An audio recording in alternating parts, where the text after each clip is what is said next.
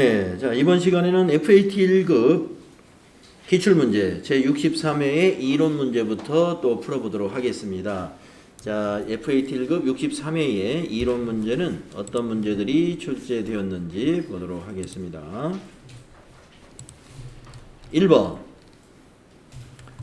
다음은 도매업을 영위하는 주식회사 한공의 손익에 대한 대화입니다. 가에 들어갈 수 있는 개정 과목은 물어봤습니다. 자, 영업이익이 전기보다 증가했는데 당기순이익이 감소한 원인은 무엇일까? 예. 영업이익은 증가했는데 당기순이익은 감소했다라고 했습니다. 그러면 영업이익 밑에 있는 영업의 수익과 영업의 비용에 문제가 있겠죠. 그랬더니 네, 당기순이익 감소는 무엇의 증가 원인입니다. 자, 영업이익 밑에 있는 비용이 무슨 비용이 있어요? 영업의 비용이 증가하면은 당기순이익이 감소하겠죠. 그래서 가번에 들어가는 것은 영업의 비용이 될 텐데 영업의 비용에 해당되는 개정 과목을 찾아야 되겠네요. 무엇일까요? 예, 유형자산 처분 손실. 이게 영업의 비용에 해당되죠. 그래서 영업이익은 전기보다 증가했는데 왜 전기보다 당기순이익이 감소했지? 그 밑에 있는 요인 때문에 그러죠. 그 밑에 있는 요인 중에 비용이 영업의 비용이잖아요. 그 영업의 비용은 여기 유형자산 처분 손실이 거기에 해당되는 개념 과목이니까 답은 4번이다 이겁니다. 자, 이 문제 제가 뭐예요? 손익계산서 구조. 손익계산서 구조를 모르면 문제를 많이 놓칩니다. 네, 손익계산서 구조. 예, 여러분 손익계산서 그림을 딱 보고 탁탁탁 이해를 할 수 있어야 돼요. 맨 위에서부터 어떻게 정리가 되어 있는지. 다음에 2번 보겠습니다. 다음은 주식회사 한공의 단기매매증권 관련 자료이다. 이에 대한 설명으로 옳은 것은 이랬습니다. 단기매매증권 우리 공부 많이 했었죠. 23년 11월 22일 A주식 100주를 한 주당 3,000원에 취득하고 수수료를 2만원 지출했고요. 23년 12월 31일 A주식의 시가가 한 주당 3,500원으로 뛰었고요. 24년 3월 7일 A주식 전부를 3,700원에 처분해가지고 돈을 벌었겠네요. 그죠? 자, 1번 11월 22일 A주식의 취득원가는 32만원이다. 자, 11월 22일 날 100주를 3,000원에 샀습니다. 30만원이 취득원가입니다. 자, 32만원이라고 판단한 것은 수수료 2만원을 취득원가에 포함했는데 단기매매증권 취득시 수수료는 포함하지 않아요. 매도가능 증권은 포함합니다. 단기매매증권은 취득시 수수료를 뭘로 처리하죠? 수수료 비용, 영업의 비용으로 처리한다. 1번 틀렸고요. 2번 12월 31일 재무상태표에 계상될 단기매매증권은 37만원이다. 자, 12월 31일 날 한 주당 3,500원으로 평가했겠죠. 100주니까 35만원이죠. 37만원이 아니죠. 37만원으로 평가했다는 것은 2만원 수수료를 계속 취득원가에 포함시킨 거죠. 3번 23년 12월 31일 손익계산서에 계상될 단기매매증권 평가이익은 3만원이다. 자, 30만원짜리가 35만원이 됐으니까 5만원이죠. 3만원이 아니라. 틀렸습니다. 그러면 답은 4번이다. 옳은 것은 이제 4번만 옳은 것 같아요. 자, 24년 3월 7일 A주식 처분으로 인식한 단기매매증권 처분이익은 2만원이다. 따져볼까요? 자, 12월 31일 날 35만원으로 평가했는데 한 주당 3,700원 37만원에 팔았습니다. 그러니까 2만원 이익 받죠. 답은 4번이다. 맞죠? 옳은 것은 4번인 것이죠. 근데 중간에 그렇게 네. 판매가 안 됐을 때 주식 팔지 않았어도 그냥 그 전 기준 시가로 비교하면 요 지금 이거 질문하신 거죠? 네, 지금 예. 12월 31일에 결산 수정 분계로 이렇게 입력해야 됩니다. 요거는 12월 31일 일반 전표에다가 지금 500원씩 올랐잖아요. 100주. 그러니까 50만 원을 증가시킵니다. 차변의 단기 매매 증권.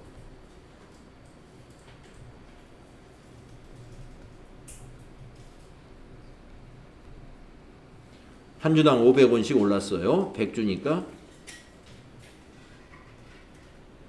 5만 원이군요. 50만 원이 아니고. 네. 대변이 단기 매매 증권. 예.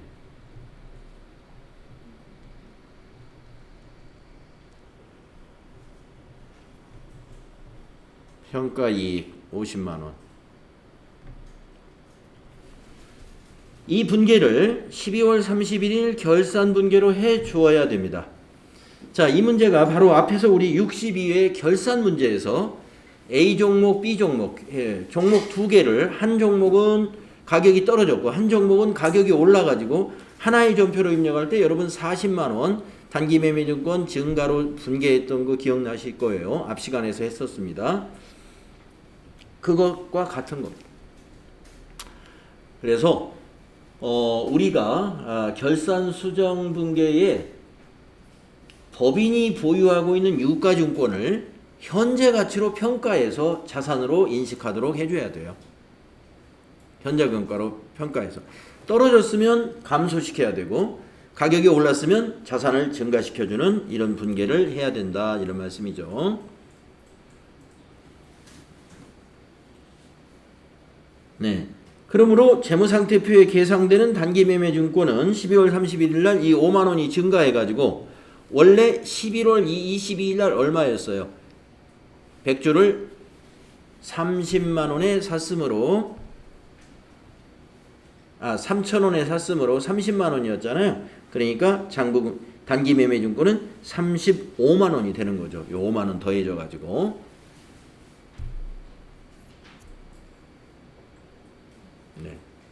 이해하셨어요? 네. 또 질문 있으시면 말씀하십시오.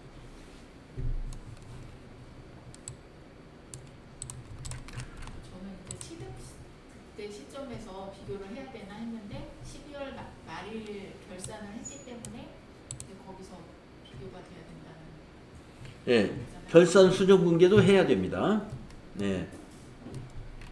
결산 수정 분계도 취득할 때는 취득 분계해야 되고 결산 때는 평가 분계해야 되고 처분할 때는 처분 분계해야 되죠. 이 세 건이 전부 다 회계 처리를 해야 되는 건이에요.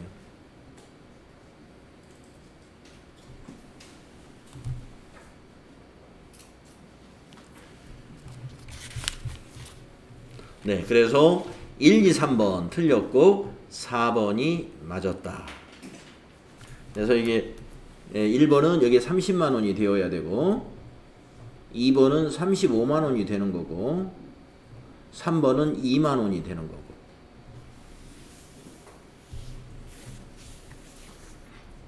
아니 2만 원이 아니라 5만 원, 5만 원. 예. 5만 원이 되는 거고 그래서 틀린 겁니다. 이건 30만 원이 돼야 되고 이건 35만 원이 되고 이건 5만 원이 돼. 자, 그러면 이제 3번으로 넘어가 볼까요?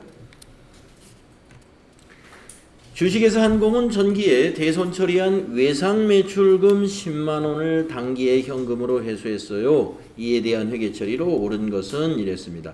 이 문제도 잘 나옵니다. 전기 작년에 대손 처리해 버렸는데 그 거래처가 살아나 가지고 우리한테 돈을 주었다 이겁니다. 그러면 우리는 어떻게 이 10만 원을 회계 처리해야 되느냐?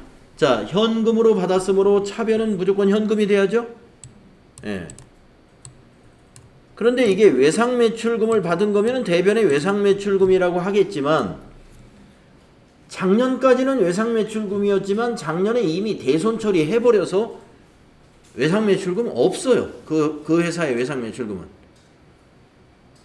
그러므로 외상 매출금으로 받은 걸로 할 수 없고 우리가 대손 충당금에서 상계해 가지고 대손 처리하거든요. 그래서 다시 대손 충당금으로 설정합니다. 답번입니다. 자, 대손 처리한 외상 매출금이 회수된다 하면은 대변이 대손 충당금으로 다시 설정한다. 요거 꼭 기억하십시오. 답번입니다. 다음 4번으로 가서요. 다음은 주식회사 한공의 24년 6월 상품 재고장이다. 재고자산 평가 시 총평균법을 적용할 경우 6월의 매출 원가는 얼마인가? 제가 앞에서 62회를 여러분에게 풀이해드리면서 이 문제 정말 자주 나온다. 연달아 나오잖아요. 63회에도 나왔어요. 근데 뭐를 바꿨습니까? 매출 원가를 물어봤고 그 다음에 선입선출이 아니라 총평균법으로 바꿔서 질문을 했어요. 자, 총평균법은 먼저 평균 단가를 구해야 됩니다.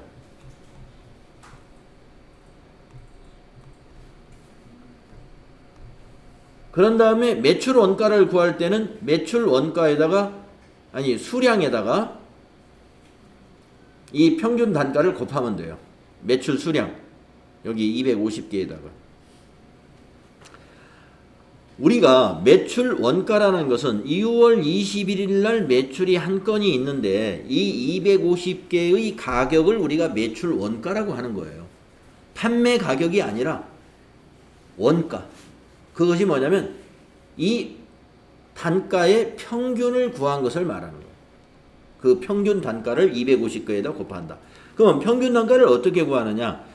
기초는 150개고 매입 6월 11일 날은 300개고 29일 날은 200개이기 때문에 이것을 금액으로 다 구해야 됩니다. 그래서 계산기를 가지고요.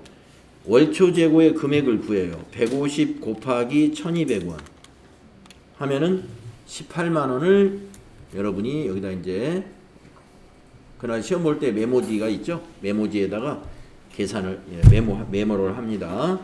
그 다음에 300개 곱하기 1400원 42만원 메모합니다. 그 다음에 200개 곱하기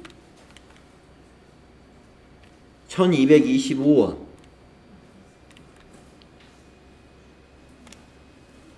24만 5천원을 메모합니다. 그래가지고 이걸 더해요. 금액 3개를 더합니다.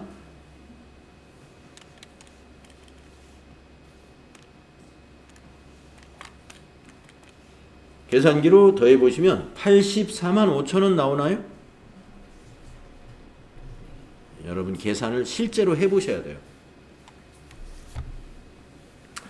그래서 84만 5천원을 수량으로 나눠주는데 6월 1일 수량, 6월 11일 수량, 6월 29일 수량 이렇게 3건이죠. 그걸 전부 더합니다. 650개죠. 그래서 84만 5천원을 650개로 나눠보세요. 수량 합계 650개.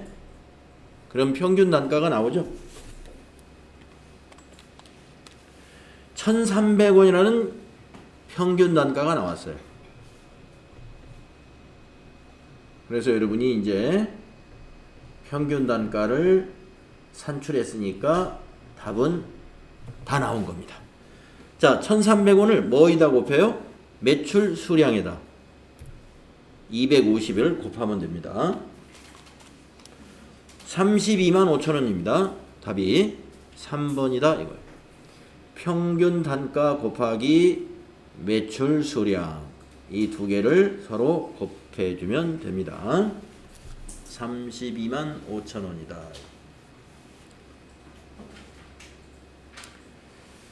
자, 총평균법으로 질문했을 때는요. 가장 먼저 평균 단가를 구한다. 평균 단가 구하는 방법은 제가 보여드렸죠. 그리고 나서 매출 원가를 구하라. 그러면 매출 수량에다 곱하고 재고 금액을 구하라. 그러면 재고 수량에다 곱하면 돼요. 재고 수량을 구하라. 그러면은 재고 금액을 구하라. 그러면 이거예요. 월말 재고 400개죠. 이 400개하고 평균 단가 1,300원 곱하면 되는 것입니다. 그게 재고 금액. 매출 원가는 여기에다가 250개에다가 1,300원을 곱하기 하면 되는 겁니다. 이해하셨죠? 자, 그래서 우리가 앞에서 62회의 이와 유사한 문제로서 선입선출법 문제가 나왔습니다. 그 문제와 지금 우리가 풀고 있는 요 63회의 4번 문제, 요 두 개만 확실히 이해하고 있으면 이 문제는 그 범위 내에서만 나온다고 보시면 돼요. 평균법으로 문제를 내든지 선입선출법으로 문제를 내든지 할 겁니다. 두 문제 잘 익혀두시기 바랍니다. 질문 있습니까 혹시?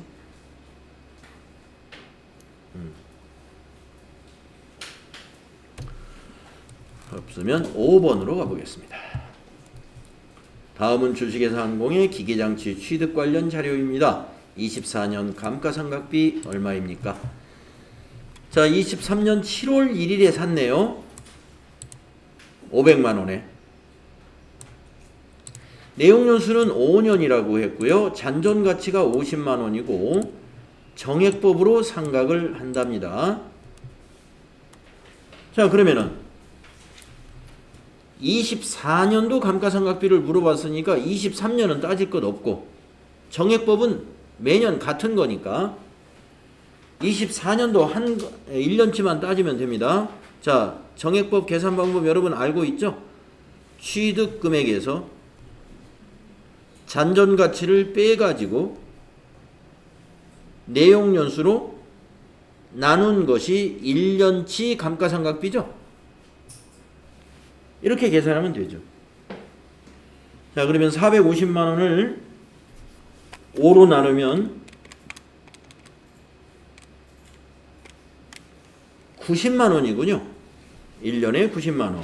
그래서 24년도에는 90만원이 감가상각비가 되는 것이죠. 2번이에요. 그러면 제가 질문을 한번 바꿔볼게요. 여기를 2023년도로 바꾸어서 질문하면은 얼마이겠습니까? 24년도 감가상각비를 물어보지 않고 23년도 감가상각비를 질문했어요. 그러면 감가상각비는 얼마일까요? 45만 원이죠. 왜 그러냐면 23년도에는요. 기간이 6개월이에요. 이 기계를 7월 1일 날 샀기 때문에 7월부터 12월 거만 감가상각을 해야죠.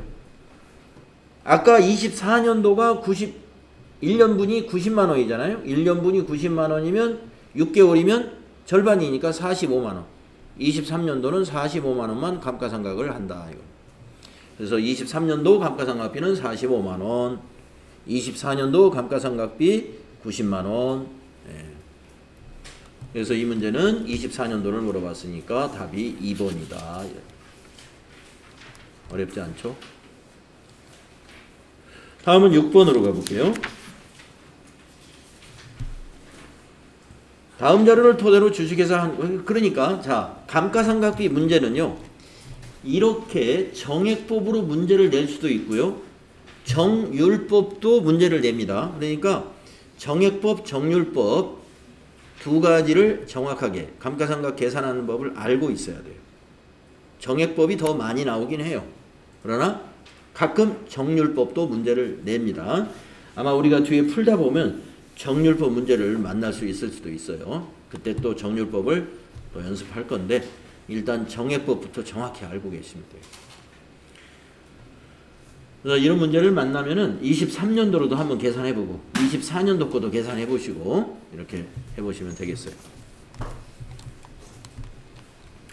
다음은 6번.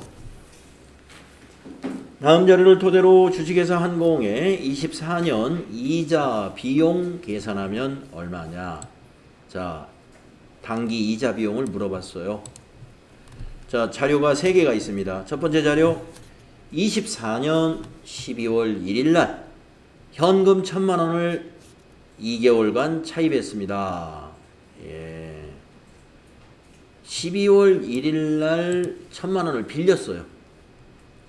25년 1월 31일에 원금과 이자를 지급하기로 했습니다. 2달 빌렸으니까. 이자율은 12%이고 월할로 이자를 계산한다 라고 했습니다. 네, 이자 계산하는 법이에요. 이자 계산하는 법. 자, 24년도 이자, 경과된 이자가 얼마인지 계산해봐라. 자, 원금이 얼마예요? 1,000만 원이죠. 연 이자율은 얼마예요? 12%이죠. 우리가 계산할 거는 한 달이죠. 곱하기 1 나누기 12 하면 계산되는 거죠. 자, 이것은 암산으로 충분히 가능합니다. 1,000만 원에 12%, 120만 원이죠. 1,000만 원에 12% 120만 원. 암산 가능하죠? 자, 120만 원이 1년치 이자예요. 그럼 한 달에 10만 원이죠. 그러면 12분의 1은 10만 원이죠. 그냥. 예. 월 10만 원. 12월 한 달 이자만 계산하면 되니까. 24년도 이자는. 경과된 것만 계산하는 거니까요. 그래서 답이 2번 10만 원이다.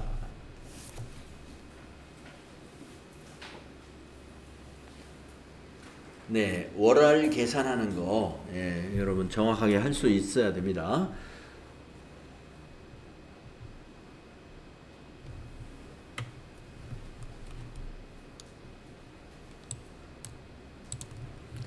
다음은 이제 7번. 주식회사 한공의 24년 결산 정리사항 반영 전에 당기순이익이 100만 원입니다. 다음 결산 정리사항을 반영한 후에 당기순이익은 얼마가 될까요? 62회의 그 어떤 문제하고 아주 비슷하게 냈습니다. 예, 결산 전에 당기순이익은 100만 원인데 아래와 같은 정리를 했다는 거예요. 그러면 당기순이익이 어떻게 되겠냐? 자, 첫 번째 정리사항은요. 당기 발생 미지급 이자 비용 10만 원을 인식하지 아니했다. 그러면 이자 비용 인식하면 되는 거죠. 예. 그러면 이자 비용은 비용 발생인 거죠. 당기순이익에서는 어떻게 돼요? 감소하죠. 마이너스. 두 번째, 25년 임대료 30만 원을 수령하고 25년 임대료? 이게 무슨 말인가요?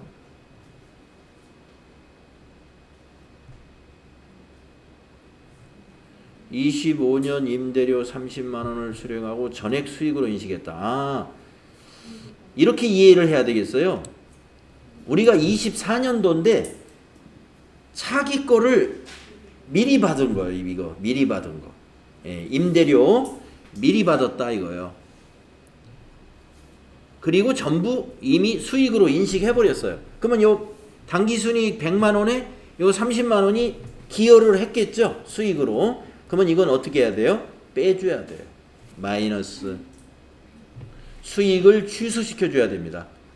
내년도 수익이므로 이걸 선수수익이라는 부채로 가져가고 차변에 임대료 취소를 시켜주는 분계를 해야 됩니다. 두 개가 다 마이너스네요. 이 문제는.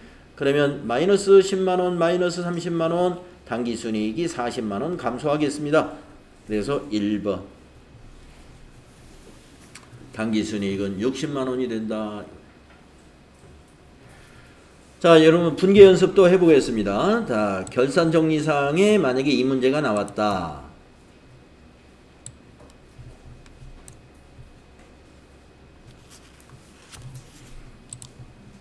자, 아까도 우리가 이렇게 분계 연습했잖아요. 이런 문제 중요하니까. 자, 또 분계 연습 한번 해보겠습니다.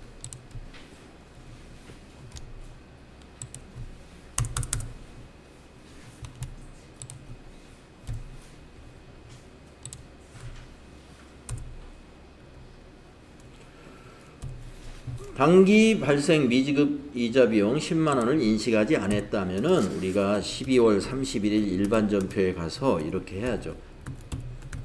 차변의 이자 비용 10만 원. 대변에 미지급 비용 10만원 이렇게 결산에 반영해 줘야 되죠. 수동분계 해줘야 되고요. 두 번째 거 2025년도에 해당되는 임대료를 수령하고 전부 수익으로 인식해 버렸어요. 24년도에. 그러면 결산 때 이걸 12월 30일 일반 적표에다가 차변의 임대료 30만원 수익 취소, 대변에는 선수 수익이라고 부채로 인식해야죠. 이렇게 일반 전표에다 입력을 해줘야 된다 이거예요. 그래서 이게 우리가 이 문제를 맞출 때는 어떤 걸 참고하냐면 이자 비용이 이게 비용 발생이니까 비용 발생했으므로 당기순이익이 감소한다 이렇게 판단했고요. 두 번째 내용에 대해서는 이것 때문에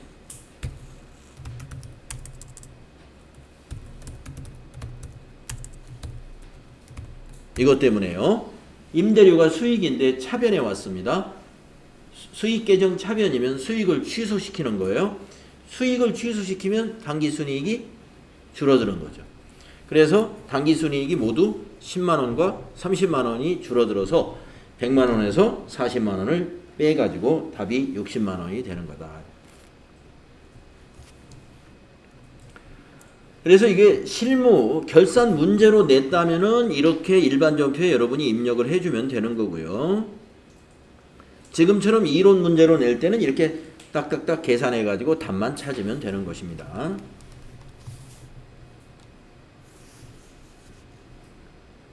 다음은 8번. 8번부터는 이제 부가가치세 문제가 되겠네요. 다음 중 세금계산서를 발급할 수 있는 경우 1번 미용업자가 미용 용역을 공급하는 경우. 네, 미용은 개인에게 하는 서비스이죠. 예, 개인들이 미용을 하고 세금계산서를 요구하는 일이 있을까요? 없습니다. 발급 의무 없어요. 다음이 2번 항공기에 의한 외국 항행 용역을 공급하는 경우. 자, 항공기는 항공권이라는 것을 판매하죠.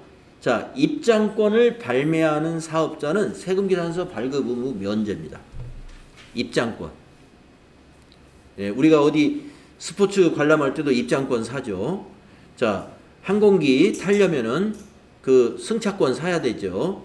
예, 입장권 발매 사업자는 세금계산서 발급하지 않습니다.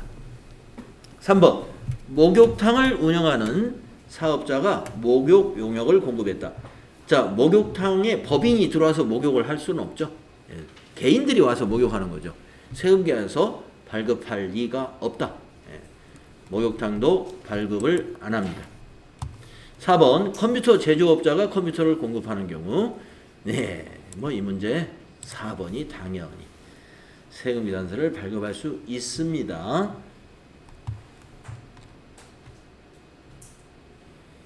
다음 9번 문제 보겠습니다. 다음 중 부가가치세가 면세되는 용역이 아닌 거.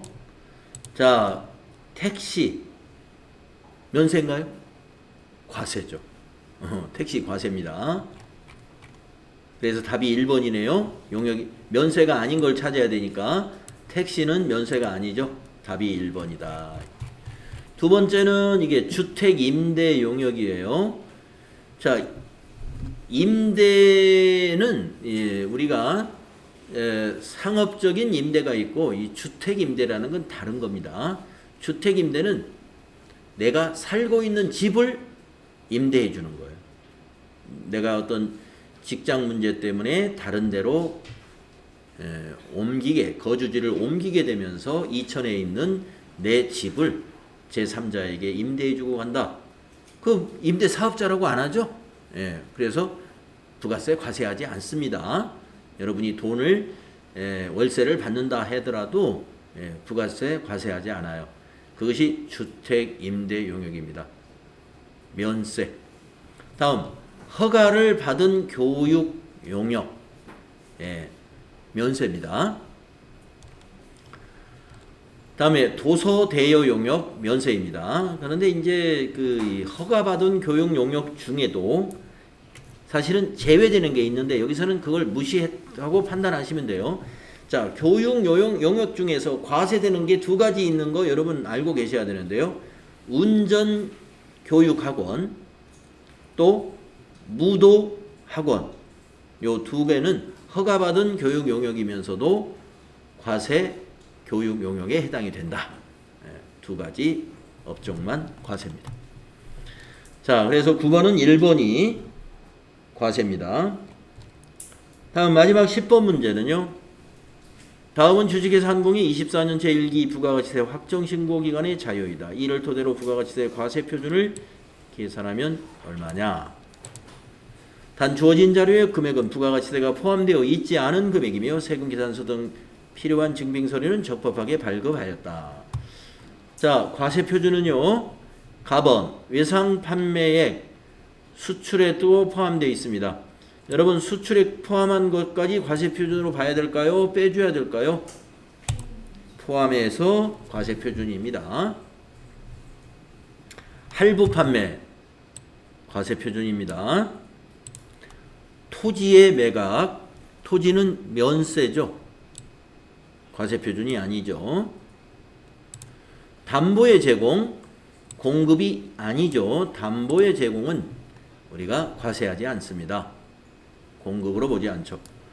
그래서 과세표준은 요 두 개만 더하면 되겠습니다. 1,530만 원. 3번이 답인 것이죠.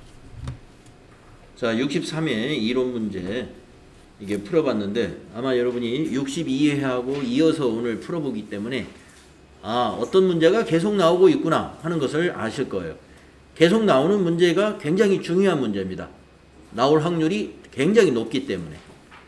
그래서 선입선출법, 총평균법에 의한 매출원가나 그 재고 금액 구하는 문제 연달아서 나오고 있고요. 그 외에도 몇 가지 문제 연달아서 나오는 것 등을 볼 수가 있습니다. 자, 이제 실무 수행으로 가서 한 10분 정도 더 풀어보도록 하겠습니다. 자, 63회 실무 수행은요. 돌체 커피차라는 회사입니다. 커피와 차를 도소매하는 법인이다 라고 소개가 되어 있고요. 첫 번째 문제, 사업자 등록증에 의한 거래처 등록 문제입니다. 자, 우리가 회사를 바꾸셨나요? 여러분 그 풀고 있는 문제에서 회사 바꾸는 방법은요. 저 위에 제목 표시줄을 더블 클릭하시고 회사 코드를 돋보기를 눌러가지고 3263 돌체 커피차 여기 선택하시고 확인 로그인 눌러주시면 회사가 바뀝니다. 자, 돌체 커피차로 바꾸셨으면 1번 문제 이제 하겠습니다. 거래처 파스 구치의 회사 정보에 정정사항이 발생하여 변경된 사업자 등록증을 받았다. 수행과제, 사업자 등록증을 참고하여 변경사항을 수정하시오. 담당자 메일 주소도 등록할 것. 자, 이렇게 무엇이 바뀌었는지 안 알려줄 때는 다 확인해 봐야 되는 그런 문제가 있죠. 자, 그러면 파스구치 확인해 보겠습니다. 거래처 등록에 가야죠. 거래처 등록이 굉장히 많이 있으니까 컨트롤 F 하고 파스 입력하시고 엔터 치면은 파스구치를 빠르게 찾을 수 있습니다. 그리고 나서 이제 비교해 봅니다. 대표자 바뀌었네요.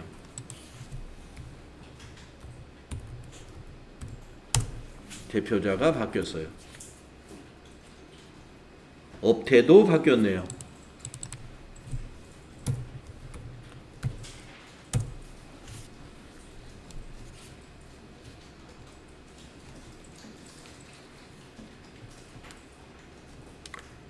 네, 2개나 바뀌었으니까 더 이상은 없겠죠. 대표자의 주민번호는 없으니까 여기는 입력할 수가 없죠. 자, 추가 사항에 가서 이메일 주소 아까 이 얘기했으니까요. 이메일 주소도 등록해야 됩니다. JUN 뒤에는 선택해 주세요. 여기 목록 눌러서 네이버.com 클릭. 이렇게 하시면 되죠. 그러면 1번 문제 끝났습니다.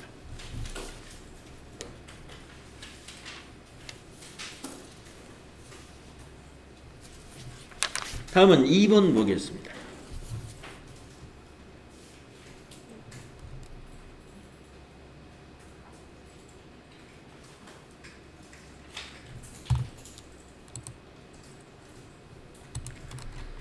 자, 2번 문제는 거래처별 초기 2월인데요. 거래처 코드를 다 알려줬으니까 이건 아주 빠르게 입력할 수 있습니다. 외상매입금 명세고요. 외상매입금에 대한 거래처별 초기 2월을 등록하시오, 이 문제예요. 자, 거래처 초기 2월 어디 있는지 아시죠? 여기에 있습니다. 거래처별 초기 2월 클릭하시고 외상매입금을 내려가서 찾아요. 250일 외상매입금을 꼭 이걸 먼저 클릭을 해두고 입력해야 됩니다. 자, 클릭하셨으면 오른쪽에 코드란에다가 거래처 코드를 차례대로 입력합니다. 125 엔터. 금액만 입력합니다. 8 플러스 엔터. 133 엔터. 12 플러스 엔터. 156 엔터. 14 플러스 엔터. 내용은 어디다 입력합니까? 이게 가끔 물어보는 경우 있는데 내용은 입력하지 않아요. 그리고 이 차액이 밑에서 0이 나오는가 꼭 보셔야 됩니다. 이거 체크하시고 이것이 0이 나왔으면 내가 금액을 정확히 입력했구나 하시면 돼요. 자, 그러면 이제 실무 수행 문제로 넘어가겠습니다. 1번 3만원 초과 거래자료에 의한 영수증 수취명세서까지 작성하는 문제. 자료 설명을 보세요. 관리부 업무용 차량의 주차비를 현금으로 지급하고 받은 영수증이다. 회사는 이 거래가 지출증명서를 미수지 가산세 대상인지를 검토하려고 한다. 수행과제 1번 거래자료를 입력하는데 차량 유지비로 회계 처리할 것 아주 친절히 알려줬습니다. 현금 지출이니까 출금 전표 쓰시면 되겠고요. 2번까지 잘 하시면 됩니다. 영수증 수취명세서 1과 2를 모두 작성을 해야 되죠. 자, 날짜를 증빙해서 확인해야 됩니다. 3월 29일이죠. 자, 일반 전표 들어가셔서 3월 29 1번 출금 하신 다음에 차량 유지비인데 FAT 1급 보시는 분들은 항상 800번대로 차량 유지비를 판매 관리비로 처리해야 되죠. 822 쭉 엔터로 가가지고 33,000원이네요. 네. 3만원 초과죠. 3만원 초과하면은 가산세 대상이 됩니다. 자, 그래서 영수증 수취명세서 작성하겠습니다. 결산 및 재무제표에 영수증 수취명세서 세 번째 줄에다 입력합니다. 2024 0329 하늘주차장 이하늘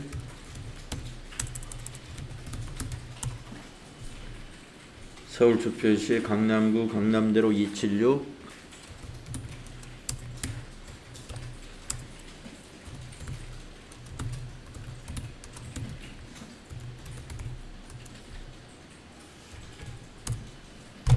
사업자번호 12814 83868 금액은 33,000원. 구분에 해당되는 게 있느냐? 없습니다. 지나가시고 차량 유지비 822번, 계정 코드 822, 저교회는 주차비. 이렇게 하신 다음에 1번으로 또 가야 돼요. 영수증 수취 명세서 1번. 아직 총계가 2건으로 돼 있잖아요. 명세서 2 불러오기를 여기 위에서 클릭해 줘야 돼요. 그러면 3건으로 바뀌었죠. 닫으면서 저장. 닫으면서 저장하시겠습니까? 예. 자, 우리가 기출문제 풀어보면서 이 문제도 지금 몇 번 나왔죠? 영수증 수취 명세서까지 작성하는 문제. 이것도 제법 잘 나온다. 다음에 2번은요. 자료가 2건이 있고요. 자료 설명을 보시면 IBK 기업은행의 중소기업 대출 자금 대출 원금과 단기 귀속분 이자를 우리은행 보통예금 계좌에서 이체하여 상환했습니다. 거래자료 입력하세요. 원금과 이자를 상환했다. 그러면 보통예금은 감소하겠죠? 예, 보통예금 감소 대변이 되겠고요. 차변에는 원금 3천만원 그리고 이자 비용이 되겠죠? 우리가 지급하는 이자니까. 자, 그러면은 여기서 이 원금 3천만원은 계정 과목이 뭐냐면은요. IBK 기업은행의 대출금이래요. 중소기업 대출금. 자, 여기 보니까 대출일이 24년 10월이에요. 24년 10월. 그런데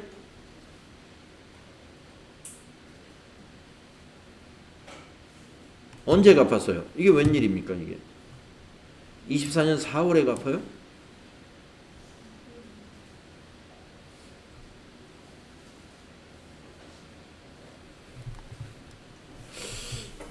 네? 대출일이 좀 잘못 기입된 것 같죠? 왜 그러냐면 이것이 장기 차입금인지 단기 차입금인지를 판단하려면 이 대출일을 봐야 되거든요. 대출일을. 자, 23년도라고 일단 생각해 봅시다. 23년도인데 아마 이게 인쇄 오류인 것 같아요. 그러면 23년 10월에 대출을 받아서 24년 4월에 갚는 거죠. 그러면 장기인가요? 단기인가요? 예, 단기 차입금을 상환하는 걸로 한번 입력해 보겠습니다. 자, 보통예금 대변을 먼저 한번 입력해 보겠습니다. 날짜는 4월 30일입니다.